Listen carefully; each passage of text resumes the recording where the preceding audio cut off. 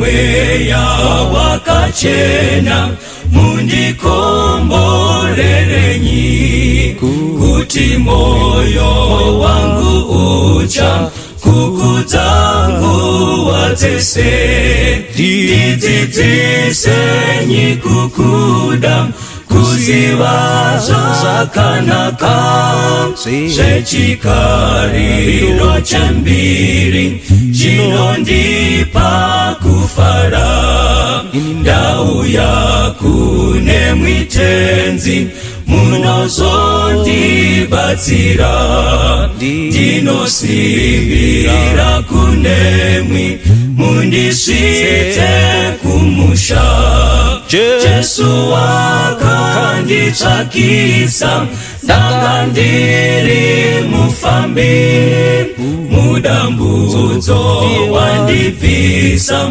ngeropa rake iri ndakashira mutsa wenyu ndinomuitirenyi ndipenyi kunaka kwenyu ndosungirwa kunemwi nguva dzese ndarasika kuva munzira yenyu ndiri pano wangu Baba batisa moyo wangu ndiri pano wangu Baba batisa moyo wangu ndiri pano wangu Baba batisa moyo wangu ndiri pano wangu Baba batisa moyo wangu. Tino kukwasai vateereri kose kwamuri pa nguva yokuverengwa kweshoko raMwari, nguva yokuimbirwa, nguva yatinonamata. Mwari wokudenga ukomborerei nekuramba takabata papfungwa iyi. Ishe wedu anouya. Takamirira kuuya kwa Jesu. Pane zvinhu zvakawanda Mwari zvaari kutarisira kuti sevanhu vanotenda tirambe techidzidza nekukura pakutenda kwedu. Regai tikurumidze tasvika panyaya yedu yatiri kuda kuverenga musoro wenyaya watinawo panguva ino muzuva ranhasi unotiwo Usape Dhiabhorosi nzvimbo. Ndo chidzidzo chatiri kuda kuita. Ndo kutenda kwevana vaMwari tine muvengi anova Dhiabhorosi. Mubhuku yaPeter wokutanga chapter 5 verse ndeya 8 inotiyo svinurai murinde nokuti muvengi wenyu Dhiabhorosi unofamba seshumba inorira ichitsvaka waingaparadza. Saka iyeyu muvengi uyu wevanhu vanotya Mwari, wevanhu vanonamata Mwari, anonzi Dhiabhorosi, Bhaibheri riri kutoti haisi hama yedu, haizi shamwari yedu. Svinurai murinde so that hatitorwi nesurprise tikamuka tava mukembi yaDhiabhorosi. Saka panguva yekuparidzwa kweshoko mupostori Pauro ari kutaura rimwe zuva ndo yatiri kuda kubata kuna vaEfeso chapter 4 verse 27. Verse 27 ndichaiverenga panapa. Inotiyo Usape Dhiabhorosi nzvimbo yabva yatopera. Ende ndo verse 27 painotangira nepairi kuperera. Usape Dhiabhorosi nzvimbo. Kana kuine chinhu chakagonwa mukembi yaMwari kuvanhu vese vanoda Mwari nevanonamata Mwari, chinhu chatakagonerwa hama yangu ndechekuti Satani haagoni ungoti surprise atooma ndiri. Izvozvo mukana iwoyo Satani haana kuitenderwa. Kunyange akaita minana yerudzi rwupi, Dhiabhorosi haagoni kungoerekana atopinda mumwanasikana uyu. Haagoni kungoerekana apinda muna baba. Endai mubvunza vanhu vakaita upombwe muvabvunze kuti zvakafamba sei. Havanongoerekana vatovata. Dhiabhorosi haabati zipa yemunhu. Munhu ndiye ega anodecide kuti ndaakuita izvi. Mweya yetsvina kana yapiwa rumu ndo inobva yazobatsiridza, but iwewe uriwo wavhura madhoo. Atibotondera kuti vadzidzi vaiva 12 paya. Ende vari 12 kudaro. Muchiutondera here kuti vese havana upindo. Dhiabhorosi aitoedza pana John, achitoedza pana James, achitoedza pana Matthew, achitoedza pana Peter. Vaitodonha vone zvimwe. But Dhiabhorosi apa akashayiwa mukana. Ndobva aona dhoo rakazaruka pana Judhasi. Ndobva apinda muna Judhasi. Ende Judhasi apindwa. Mukaverenga chapter 22 ya Luke verse ya 3 inotiyo zvino Judas Iscariot mumwe wavane 12 akati apindwa akasimuka. Apindwa nemweya yakaipa haagari anosimuka. Asi vanoti tine mweya waMwari vakagara havagoni kupupurira Mwari wavo. Ipapo ndinobva ndaita mubvunzo. Chokwadi here kuti paita mweya waMwari apa? Because mweya tsvina painopinda munhu wacho anobva atosimuka otanga kutora action. Then vanonamata Mwari vobva vati tine mweya waMwari voramba vakangogara. Votadza kushanduka pabehavior, votadza kushanduka pacharacter. Ini ndobva ndaita dambudziko. Mashizha maviri efodla isingatenderwe panyika nekudenga anopengesa munhu akaona zvisingaonekwi. Akadya kudarika zvaaisingodya mazuva ese. Anopfuka jaketi agorara pazuva adya mashizha maviri. What more? Simba ramweya mutsvene riri kubva kuna Mwari musiki wedenga nepasi rakundikana sei kukushandura kuti uve nechimiro chakafanana nechaKristu. Musape Dhiabhorosi nzvimbo. Ukaona munhu ari kuita zvaari kuita haana kutaimirwa naDhiabhorosi, but iye ndiye azarura madhoo. Regai timbomhanya mbijana tiende kubhuku yaMatthew. Matthew chapter 12. Regai tisvikepo pana Matthew chapter 12. Tinzwe pfungwa yakakosha iyi. Matthew chapter 12 verse 43. Bible rinoti panapa, zvino kana mweya wetsvina wabuda mumunhu unopota panzvimbo dzisine mvura uchitsvaka zororo uchirishayiwa. Verse 44. Zvino unoti ndichadzokera kumba kwangu kwandakabuda, asi uchisvika unoiwana isine chiro, yakanatswa, yakatsvairwa. Ndekumbira kuti masade kunzwa vateereri. Bhaibheri rinotaura kuti kana mweya wetsvina ukanga wawanirwa nzvimbo ukapinda mumunhu unogara, but zvoita kuti munhu azoita sarudzo yokuda kunamata Mwari, mweya wetsvina unotama.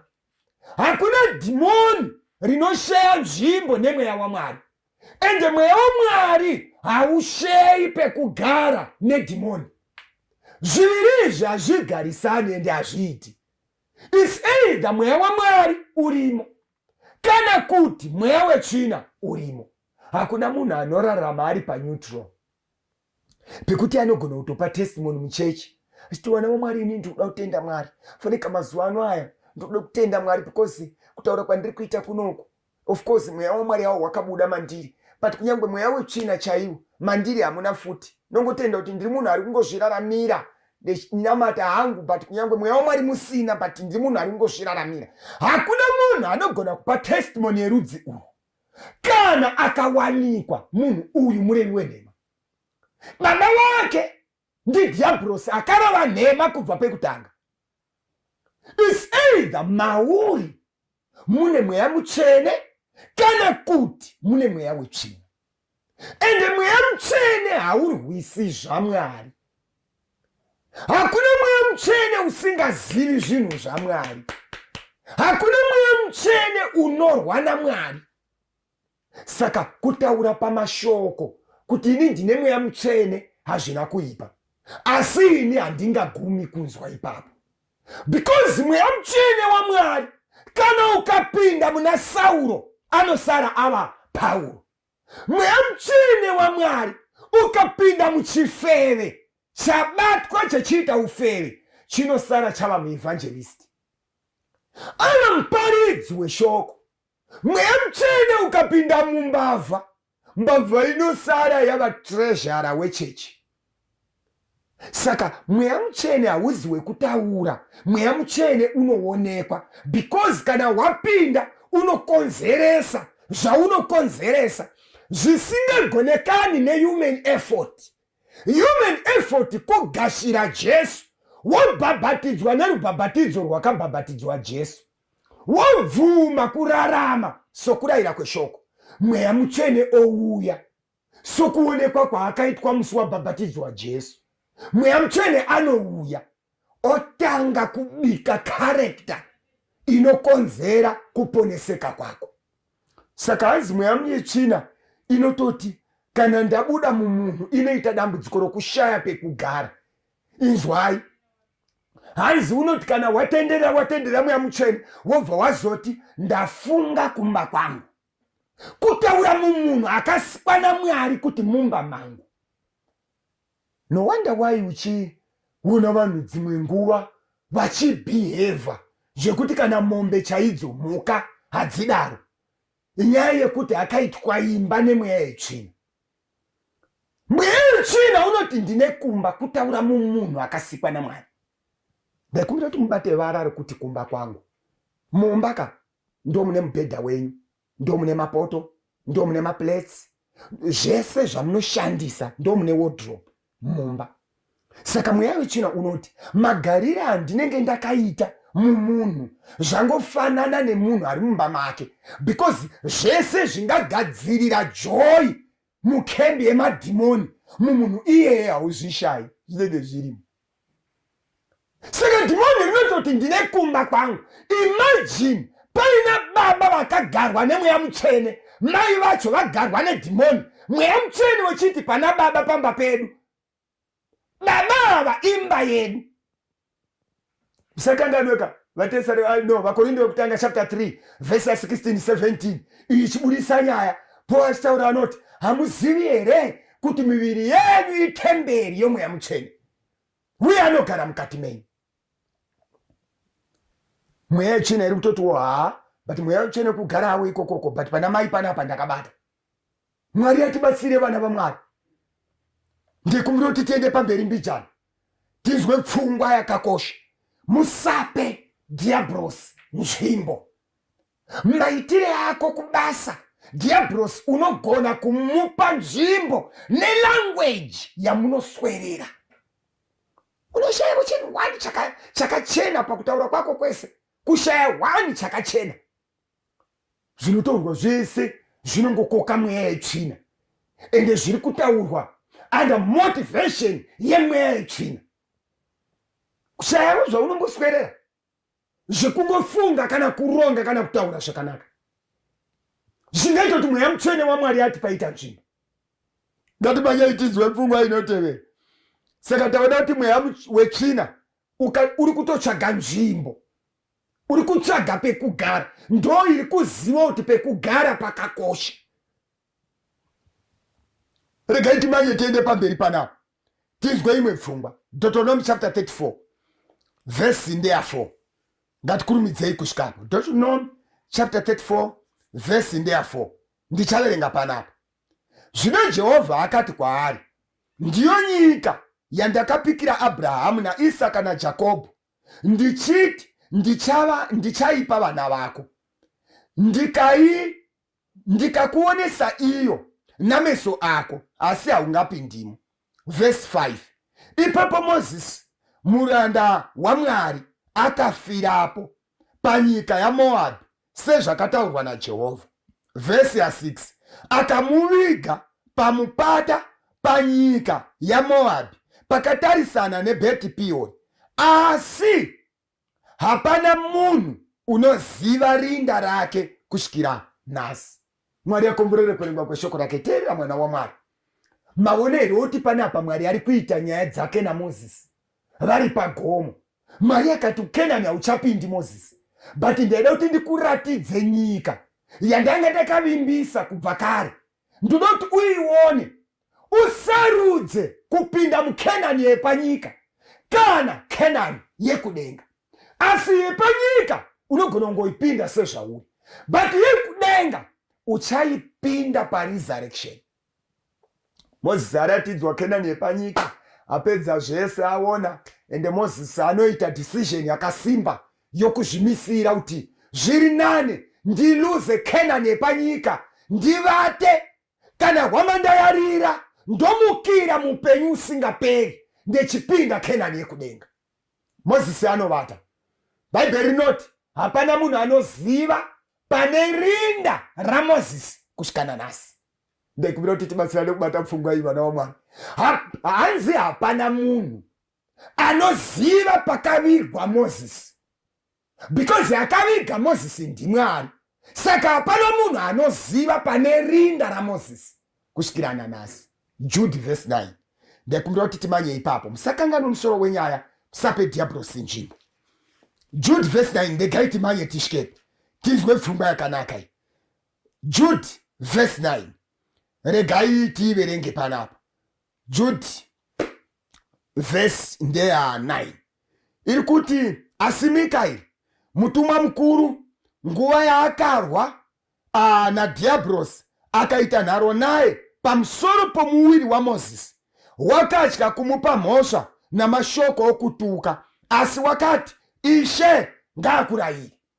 Maona here kuti Mozisi paafa avigwa, Bhaibheri rati hapana munhu anoziva rinda rake kusvikana nhasi. But Mikaeri Jesu paakaburuka achiuya pavigwa Mozisi, pasina munhu aipaziva. Jesu ndiMwari aiziva pane guva raMozisi.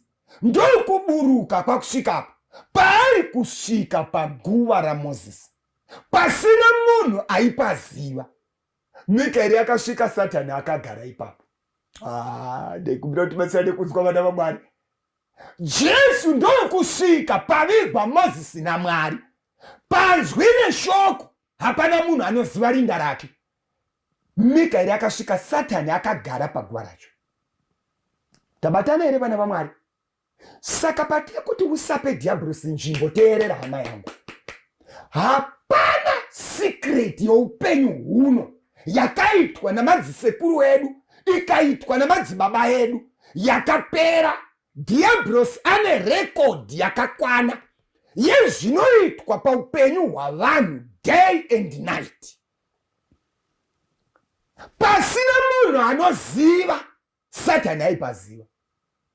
Ndekubira kuti tibatsirane kuzwa. Muzwiri kuti makore mashoma aperayo, makore ekuma 2014 2015 kuuya pa 2017 apa, pane zvikuru zvakaitika tichidzoka kumashure. Vanhu vakawanda vakambovhiringika pfungwa, vanhu vari kurarama kutoenda kuchechi kunamata kuti ndakaonerwa pamba, akaziva pamba pedu, akapaziva, akabva ataura kuti pahouse number. Munhu kutoita serious nechinamato because aenda kuchechi, mukuru wechechi akataura house number. Iwe unoshamisa nekuzikanwa house number nefirst name yako. Chakashamisa ipapo chii hama yangu? Iye zvino kutaura kwandiri kuita, vana vaMwari vaparara vachimanya mumakomo, pariver side, pa road side, pamutamba, pamutondo, pazuva, pabani, mugomo. Vana vaMwari vakazara vachitevera munhu akavaonera zvekumba kwavo. Vakaonerwa zvekumba, vakavhiringika. Regai ndikuudzei, kuonerwa zvekumba hazvisizvo zvinobatisa kuti munhu ane mweya waMwari. Because kunyangwe Satani aitoziva paviga Mwari, pasina munhu ari kupaziva, Satani aipaziva. Saka madhimoni anoziva. Imimi munoshamisa nokuonerwa house number nekuzikanwa first name, akambokududza zita racho ndiani? Anditi munhu. House number iri kuzikanwa, vezesa vanounza matsamba emvura every day to confirm kuti vanopaziva, vezesa. House number haisiri chinhu chinoshamisa. Hama yenyu ikarima kotoni gokwe, musuwo vanouya kutengesa kotoni yavo, vakasvibirwa vanotouya pamba penyu, vasina kumbofona kana kubvunza kuti ndofamba sei, vanopaziva. Iwe kwauzoshamisika neumwe munhu anoti ndagarwa nemweya waMwari, iko kuine vamwe vanhu vanotopaziva. Iye Satani aitoziva pasina munhu anopaziva, kwazotadza kuziva panotozikanwa nevanhu. Musashamiswa hama dzangu, Usape Dhiabhorosi nzvimbo. Kutaura kwandiri kuita kunoku vana vaMwari, kana vanhu vaMwari vakasachenjerera papfungwa iyi, kembi yaDhiabhorosi ichazara nevanhu vechechi. Vachimba zvechechi, vakapfeka zvechechi, vachitaura language yechechi, but vari mukembi yaDhiabhorosi. Sape Dhiabhorosi nzvimbo. Hatinamati Mwari nokuti ndaudzwa zvandinoziva, aziva zvandinoziva. Tinonamata Mwari nokuteerera zvaakarayira. Vaneshingaira kusvika pakuguma vowana upenyu usingaperi. Taura kuno ndine vanhu vakawanda. Tsika yaDhiabhorosi kubatisa munhu chinhu. Ukaona wabatiswa chinhu, waisirwa booster muhomwe. Ukaona wabatiswa chinhu, waisirwa chinobata network. Zvekuti mweya yakaipa kunyange ichipfuura, iwewe uine chinhu, waisirwa network, waisirwa booster. Network yemweya yechina inongobata pauri. Zviri nyore nyore. Mwari kana uchengeta vana vake, havachengeti nezvinobatika, because hatirwi nenyama neropa, tinorwa nemweya yakaipa. Ndosaka vakorinde vechipiri chapter 10 verse 4 kwenda pamberi inoti iyo, for our weapons of warfare are not carnal. Nhumbi dzekurwa nadzo dzevana vaMwari hadzisiri dzenyama kuti tibate mumaoko, because hatorwa naye hatigoni kumuona akamira. Tinorwa nemweya. Ndosaka vaEfeso chapter 6 verse 12 iri kutaura vatorwa navo mweya navabati venyika iyi. Mwari wokudenga hatibatsiri. Usabvume kubatiswa chinhu chinonzi ndechekurwisa Satani. Usabvume. Muziwe kuti n'anga dzeIjipita padzakadaidzwa kuti uyai muone zvaitwa naMozisi, havana kuuya nenyoka, vakauya netsvimbo. But vachisvika vachikanda pasi tsvimbo dzavo ndo dzakavanyoka. Usave munamati nekuda kwekubatiswa zvinhu. Iwe uri basa reruoko rwaMwari. Rangarira, Mwari uyu akakuchengeta uri mudumbu ramai vako 9 months. Usina shinda, pasina dombo, pasina mvura yanamatirwa yawakanga wakabatiswa. Mwari akakuchengeta 9 months. Kuburisa pachena kuti kurarama neupenyu zviri mumaoko aMwari. Kune vanhu vakawanda vachapera kuromba in the name of Jesus. Batiswa zvinhu naSatani. Hatirarami nekuda kwenhumbi dzakabatwa mumaoko. Whether ingave yedombo kana mucheka kana mvura kana, tinorarama nokuti kudenga kuna Mwari. Mapisarema 121 verse 4 inoti iyo, tarirai muchengeti waIsraeri, haakotsire kana kuvata. Nahumi chapter 1 verse 7 ndinoida bhuku yaakutaura inoti tarirai muchengeti waIsraeri, tarirai muchengeti waIsraeri. Nahumi chapter 1 verse 7 Jehovha wakanaka, inhare nezuva rekutambudzika, iye unoziva vanotizira kwaari. Uri basa reruoko rwaMwari. Usape Dhiabhorosi nzvimbo. Madhimoni anoita pati neupenyu hwako. After all, tiri panyika. Chapter 16:32 yaJohn inoti panyika munotambudzika. Tsungai mwoyo, ini ndakakonda nyika. Tiri panyika vana vaBaba. Panodiwa vanakomana navanasikana veushe vanomira kwakanyorwa kuchinzi. Havamiriri panyaya yokuti aona zviri kuitika kumba kwangu. Ndewechokwadi. Imi anonzi muprofita wenhema haadzi wenhema because anyepa. Anonzi muprofita wenhema anototaura exactly nemuriwo watabva kudya nawo, nezvatasiya taita kumba, navaenzi vatasiya kumba namazita avo achivataura, but haazi wechokwadi because mweya uyu hauziri waMwari. Mweya waMwari unogadzirira vana vaMwari zvekuponeswa kwavo, kwete zvekuporeswa. Zvekuporeswa ndo zvinotouya Mwari aona mindset yemunhu ane vavariro yokuenda kumusha. Tiri vana vaMwari. Mweya waMwari ngaugare matiri.